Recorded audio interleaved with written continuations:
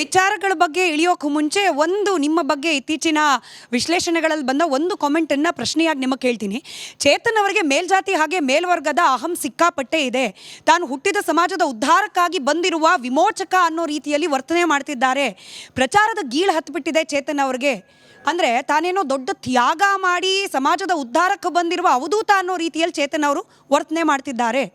ನಾನು ನೋಡಿ ಮೇಲ್ಜಾತಿಯಲ್ಲಿ ಪ್ರಭಾವಿ ಜಾತಿನ ಹುಟ್ಟಿದ್ದೀನಿ, ಪ್ರಭಾವಿ ಲಿಂಗಕ್ಕೆ ಹುಟ್ಟಿದ್ದೀನಿ, ಪ್ರಭಾವಿ ದೇಶಕ್ಕೂ ಹುಟ್ಟಿದ್ದೆ, ಪ್ರಭಾವಿ ಕುಟುಂಬದಲ್ಲಿ ಆರ್ಥಿಕವಾಗೂ ಶಿಕ್ಷಣದಲ್ಲೂ ಹುಟ್ಟಿದ್ದೀನಿ.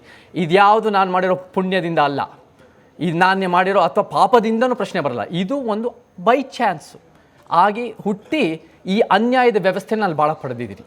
ನಮ್ಮ ವಾದದಲ್ಲಿ ಯಾರು ಜಾಸ್ತಿ ಪಡೆದಿರ್ತಾರೋ ಅವರು ಜಾಸ್ತಿ ವಾಪಸ್ ಕೊಡಬೇಕು ಸಮಾಜಕ್ಕೆ. ಅದೇ ನ್ಯಾಯದ ಪರಿಕಲ್ಪನೆ. ಯಾರು ಜಾಸ್ತಿ ವಂಚಿತರು ಜಾಸ್ತಿ ಪಡಿಬೇಕು. ನಮಗೆ ನಾನು ಹುಟ್ಟಿರೋದ್ರಿಂದ ಅಹಂಕಾರ ಅಲ್ಲ. ನನಗೆ ನನ್ನ ಪ್ರಕಾರ ಇಷ್ಟೊಂದು ಸವಲತ್ತಿಂದ ಹುಟ್ಟಿರೋದೇ ಒಂದು ದೊಡ್ಡ ಅನ್ಯಾಯ ನನ್ನ ಪ್ರಕಾರ. ಅಂದರೆ ನನಗಾಗಿರೋ ಅನ್ಯಾಯ ಅಲ್ಲ, ಈ ವ್ಯವಸ್ಥೆಯಲ್ಲಿ ನಡೀತಿರೋ ಅನ್ಯಾಯಕ್ಕೆ ತುಪ್ಪ ಸುರಿತಾ ಇದೆ. ಸೊ ನಾವೇನು ಮಾಡಬೇಕು ಅಂದರೆ ಜಾಸ್ತಿ ಪಡೆದಿರೋ ನನ್ನಂತವನು ಜಾಸ್ತಿ ವಾಪಸ್ ಕೊಟ್ಟು ಒಂದು ಸಮಾಜ ಕಟ್ಟಬೇಕು.